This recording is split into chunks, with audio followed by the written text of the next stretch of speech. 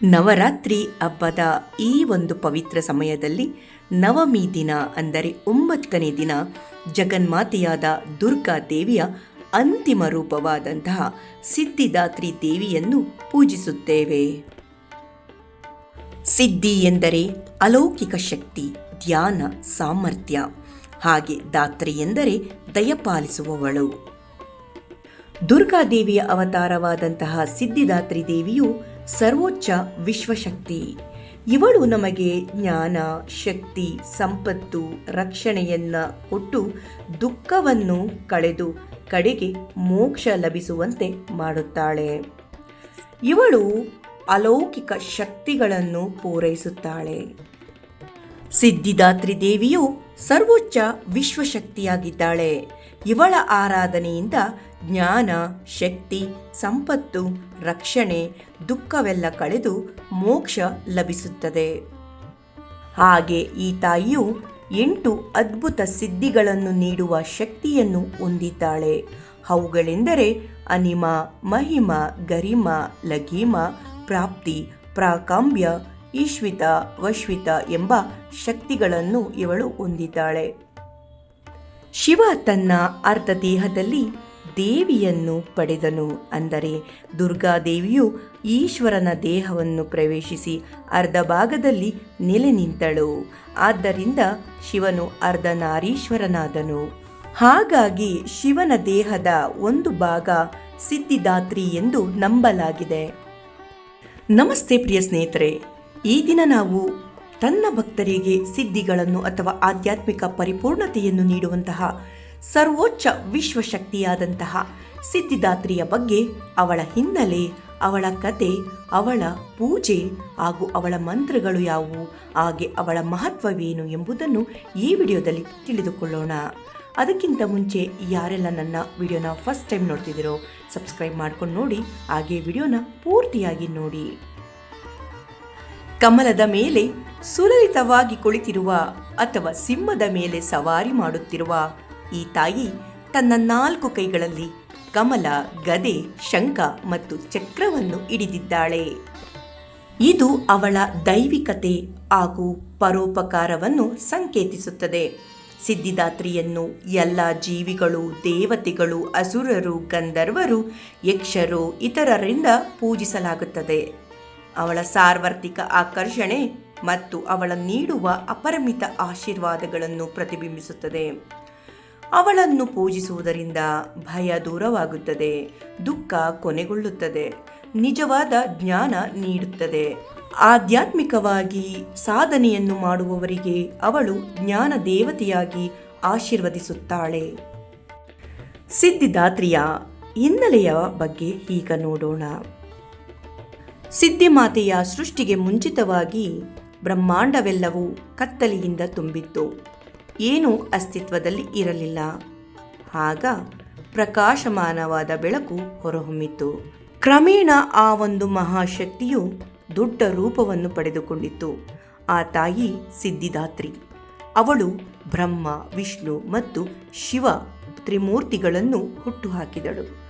ಅವರಿಗೆ ಅವರ ವಿಶ್ವ ಪಾತ್ರಗಳನ್ನು ನಿಯೋಜಿಸಿದಳು ಮತ್ತು ಸೃಷ್ಟಿ, ಸಂರಕ್ಷಣೆ, ವಿನಾಶಕ್ಕೆ ಅಗತ್ಯವಾದ ಜ್ಞಾನ ಮತ್ತು ಶಕ್ತಿಗಳನ್ನು ಅವರಿಗೆ ನೀಡಿದಳು.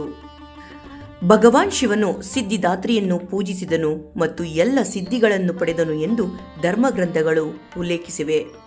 ದುರ್ಗಾದೇವಿಯ ಈ ರೂಪವು ಅಜ್ಞಾನವನ್ನು ತೆಗೆದುಹಾಕುತ್ತದೆ ಮತ್ತು ದೈವಿಕ ಜ್ಞಾನವನ್ನು ಈ ತಾಯಿ ಅನುಗ್ರಹಿಸುತ್ತಾಳೆ. ಈಗ ತಿಳಿಯೋಣ ತಾಯಿಗೆ ಪ್ರಿಯವಾದಂತಹ ಬಣ್ಣ, ಹೂ ಹಾಗೆ ನೈವೇದ್ಯ. ನಾವು ಪೂಜೆ ಮಾಡುವಾಗ ತಾಯಿಗೆ ಗುಲಾಬಿ ಬಣ್ಣದ ಸೀರೆ ಅಥವಾ ರವಿಕೆ ಕಣ ಅಥವಾ ಕೆಂಪು ಬಣ್ಣದ ಸೀರೆ ಅಥವಾ ರವಿಕೆ ಕಣವನ್ನು ಅರ್ಪಿಸಬಹುದು. ನಾವು ಕೂಡ ಪೂಜೆ ಮಾಡುವಾಗ ಈ ಒಂದು ಬಣ್ಣದ ಸೀರೆಯನ್ನು ಧರಿಸಿ ನಾವು ಪೂಜೆ ಮಾಡುವುದು ಶುಭಕರ. ನಂತರ ಹೂವಿಗೆ ಬಂದರೆ ಸಂಪಿಗೆ ಹೂವನ್ನು ನಾಳೆ ಅರ್ಪಿಸಬಹುದು, ಅಥವಾ ಕಮಲದ ಹೂ ಕೂಡ ತುಂಬಾ ಶ್ರೇಷ್ಠಕರ. ಮತ್ತು ಮಲ್ಲಿಗೆ ಹೂ ಕೂಡ ತಾಯಿಗೆ ಅರ್ಪಿಸಬಹುದು, ಅಥವಾ ಯಾವುದೇ ಹೂ ಇದ್ದರೂ ಕೂಡ ತಾಯಿಗೆ ಅರ್ಪಿಸಿ ಪೂಜೆ ಮಾಡಬಹುದು. ನಂತರ ನೈವೇದ್ಯಕ್ಕೆ ಬಂದರೆ ನಾವು ತರತರದ ನೈವೇದ್ಯ ಕೂಡ ತಾಯಿಗೆ ಮಾಡಬಹುದು. ಅಂದರೆ ಕಡಲೆಕಾಳು ಉಸ್ಲಿ ಆಗಲಿ, ಕೋಸಂಬರಿ ಆಗಲಿ, ಎಳ್ಳಿನ ಉಂಡೆ ಆಗಲಿ ಅಥವಾ ಪೂರಿ ಆಗಲಿ, ಹೀಗೆ ಅನೇಕ ಬಗೆಯ ನೈವೇದ್ಯ ಮಾಡಬಹುದು. ಪಂಚಾಮೃತ ಕೂಡ ತಾಯಿಗೆ ನೈವೇದ್ಯವಾಗಿ ಅರ್ಪಿಸಬಹುದು. ಈಗ ಪೂಜಾ ವಿಧಾನವನ್ನು ತಿಳಿದುಕೊಳ್ಳೋಣ. ಬೆಳಿಗ್ಗೆ ಬೇಗ ಎದ್ದು ಸ್ನಾನ ಮಾಡಿ ಶುಭ್ರವಾದ ಬಟ್ಟೆಗಳನ್ನು ಧರಿಸಬೇಕು. ಬಾಗಿಲನ್ನು ಸ್ವಚ್ಛಗೊಳಿಸಿ ರಂಗೋಲಿಯನ್ನು ಬಿಟ್ಟು ಹೊಸ್ತಿಲ ಪೂಜೆ ಮಾಡಿದ ನಂತರ ನಾವು ಪೂಜಾ ಸ್ಥಳವನ್ನು ಸ್ವಚ್ಛಗೊಳಿಸಿ ಕಳಶದ ಬಳಿ ತಾಯಿಯ ಫೋಟೋ ಅಥವಾ ವಿಗ್ರಹವನ್ನು ಸ್ಥಾಪಿಸಬೇಕು. ನಂತರ ದೇವರಿಗೆ ಚಂದನ, ಅರಿಶಿಣ, ಕುಂಕುಮವನ್ನು ಹಚ್ಚಿ ನಂತರ ಹೂಗಳಿಂದ ಅವಳಿಗೆ ಅಲಂಕರಿಸಬೇಕು. ತಾಯಿಯ ಮುಂದೆ ತುಪ್ಪದ ದೀಪಗಳನ್ನು ಹಚ್ಚಿ ನಂತರ ತಾಯಿಗೆ ಇಷ್ಟವಾದಂತಹ ನೈವೇದ್ಯಗಳು, ಹಣ್ಣುಗಳು, ಎಲೆ ಅಡಿಕೆ ಎಲ್ಲವನ್ನು ತಾಯಿಯ ಮುಂದೆ ಸಮರ್ಪಿಸಬೇಕು. ಸಾಧ್ಯವಾದರೆ ತಾಯಿಗೆ ಇಷ್ಟವಾದ ಸೀರೆ ಅಥವಾ ರವಿಕೆ ಕಣ ಇಟ್ಟು ತಾಯಿಗೆ ಹುಡಿಯನ್ನು ತುಂಬಬಹುದು.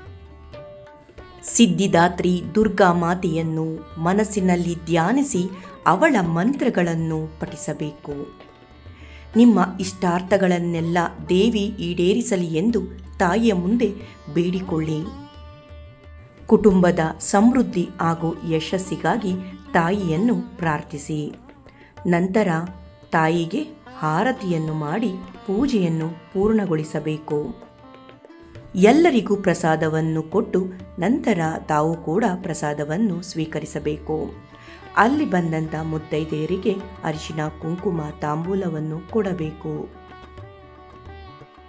ಸಂಜೆಯ ವೇಳೆಗೆ ಮತ್ತೆ ದೇವಿಗೆ ಆರತಿಯನ್ನು ಮಾಡಿ ಮನಸ್ಫೂರ್ತಿಯಾಗಿ ಭಕ್ತಿಯಿಂದ ದೇವಿಯನ್ನು ಬೇಡಿಕೊಳ್ಳಬೇಕು.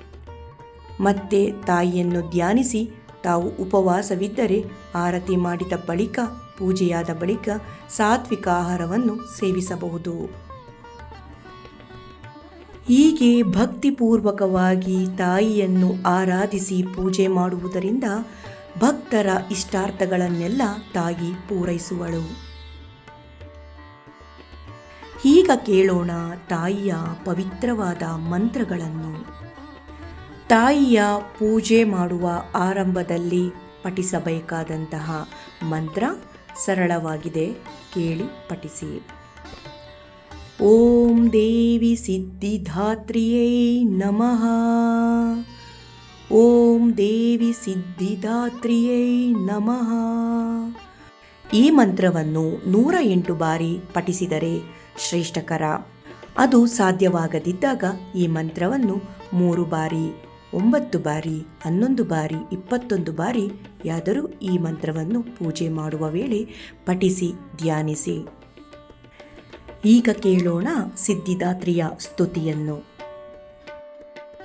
ಯಾ ದೇವಿ ಸರ್ವಭೂತೇಷು ಮಾ ಸಿದ್ಧಿದಾತ್ರಿ ರೂಪೇಣ ಸಂಸ್ಥಿತಾ ನಮಸ್ತಸ್ಯೈ ನಮಸ್ತಸ್ಯೈ ನಮಸ್ತಸ್ಯೈ ನಮೋ ನಮಃ. ಯಾ ದೇವಿ ಸರ್ವಭೂತೇಷು ಮಾ ಸಿದ್ಧಿದಾತ್ರಿ ರೂಪೇಣ ಸಂಸ್ಥಿತಾ ನಮಸ್ತಸ್ಯೈ ನಮಸ್ತಸ್ಯೈ ನಮಸ್ತಸ್ಯೈ ನಮೋ ನಮಃ. ಯಾ ದೇವಿ ಸರ್ವಭೂತೇಷು ಮಾ ಸಿದ್ಧಿದಾತ್ರಿ ರೂಪೇಣ ಸಂಸ್ಥಿತಾ ನಮಸ್ತಸ್ಯೈ ನಮಸ್ತಸ್ಯೈ ನಮಸ್ತಸ್ಯೈ ನಮೋ ನಮಃ. ಈಗ ಮತ್ತೊಂದು ಮಂತ್ರ. ಸಿದ್ಧಗಂಧರ್ವಯಕ್ಷಾದ್ಯರಸುರೈರಮರೈರಪಿ ಸೇವ್ಯಮಾನ ಸದಾ ಭೂಯಾತ್ ಸಿದ್ಧಿದಾ ಸಿದ್ಧಿದಾಯಿನಿ. ಸಿದ್ಧಗಂಧರ್ವಯಕ್ಷಾದ್ಯರಸುರೈರಮರೈರಪಿ ಸೇವ್ಯಮಾನ ಸದಾ ಭೂಯಾತ್ ಸಿದ್ಧಿದಾ ಸಿದ್ಧಿದಾಯಿನಿ. ಸಿದ್ಧಗಂಧರ್ವಯಕ್ಷಾದ್ಯರಸುರೈರಮರೈರಪಿ ಸೇವ್ಯಮಾನ ಸದಾ ಭೂಯಾತ್ ಸಿದ್ಧಿದಾ ಸಿದ್ಧಿದಾಯಿನಿ. ಹೀಗೆ ತಾಯಿಯ ಮಹಿಮೆಯನ್ನು ತಿಳಿದುಕೊಂಡು ಭಕ್ತಿಯಿಂದ ಪೂಜೆ ಮಾಡಿ ಮಂತ್ರಗಳನ್ನು ಪಠಿಸಿದರೆ ತಾಯಿಯ ಅನುಗ್ರಹದಿಂದ ಆಧ್ಯಾತ್ಮಿಕ ಜ್ಞಾನ, ಅಡೆತಡೆಗಳ ನಿವಾರಣೆ, ನಕಾರಾತ್ಮಕ ಶಕ್ತಿಗಳ ನಿವಾರಣೆ, ನಮ್ಮೆಲ್ಲ ಇಷ್ಟಾರ್ಥಗಳನ್ನು ತಾಯಿ ಪೂರೈಸುತ್ತಾಳೆ. ಮನಸ್ಸು, ದೇಹ, ಆತ್ಮದ ನಡುವಿನ ಸಮತೋಲನವನ್ನು ಕಾಪಾಡಿಕೊಳ್ಳಲು ತಾಯಿಯ ಆರಾಧನೆ ಮಾಡಬೇಕು. ಮಾನಸಿಕ ಸ್ಪಷ್ಟತೆ, ಶಾಂತಿ, ಮಾನಸಿಕ ತೃಪ್ತಿ ಮತ್ತು ಆತ್ಮ ಸಾಕ್ಷಾತ್ಕಾರಕ್ಕೆ ತಾಯಿ ಮಾರ್ಗದರ್ಶನ ನೀಡುತ್ತಾಳೆ. ಈ ಒಂದು ಪವಿತ್ರವಾದ ನವರಾತ್ರಿಯ ದಿನದಂದು ತಾಯಿ ಎಲ್ಲರ ಮೇಲೆ ಕೃಪೆ ತೋರಲಿ, ಎಲ್ಲರ ಇಷ್ಟಾರ್ಥಗಳನ್ನು ತಾಯಿ ಈಡೇರಿಸಲಿ, ಹಾಗೆ ಆಧ್ಯಾತ್ಮಿಕ ಜ್ಞಾನವನ್ನು ತಾಯಿ ದಯಪಾಲಿಸಲಿ ಎಂದು ನಾನು ಕೇಳಿಕೊಳ್ಳುತ್ತಾ ಈ ಒಂದು ವಿಡಿಯೋನ ನಾನು ಇಲ್ಲಿಗೆ ಎಂಡ್ ಮಾಡ್ತಾ ಇದ್ದೀನಿ. ಈ ಒಂದು ವಿಡಿಯೋ ನಿಮಗೆ ಇಷ್ಟ ಆಗಿದೆ ಅಂತ ನಾನು ಭಾವಿಸ್ತಾ ಇದ್ದೀನಿ. ಈ ವಿಡಿಯೋ ನಿಮಗೆ ಇಷ್ಟ ಆಗಿದ್ರೆ ಲೈಕ್ ಕೊಟ್ಟು ಹಾಗೆ ಎಲ್ಲರಿಗೂ ಶೇರ್ ಮಾಡಿ. ಮತ್ತೊಂದು ವಿಡಿಯೋದಲ್ಲಿ ನಿಮ್ಮನ್ನೆಲ್ಲ ಮತ್ತೆ ಭೇಟಿ ಮಾಡ್ತೀನಿ. ಈ ವಿಡಿಯೋನ ಕೊನೆವರೆಗೂ ನೋಡಿದ್ದಕ್ಕೆ ನಿಮಗೆಲ್ಲರಿಗೂ ಹೃತ್ಪೂರ್ವಕ ಧನ್ಯವಾದಗಳು.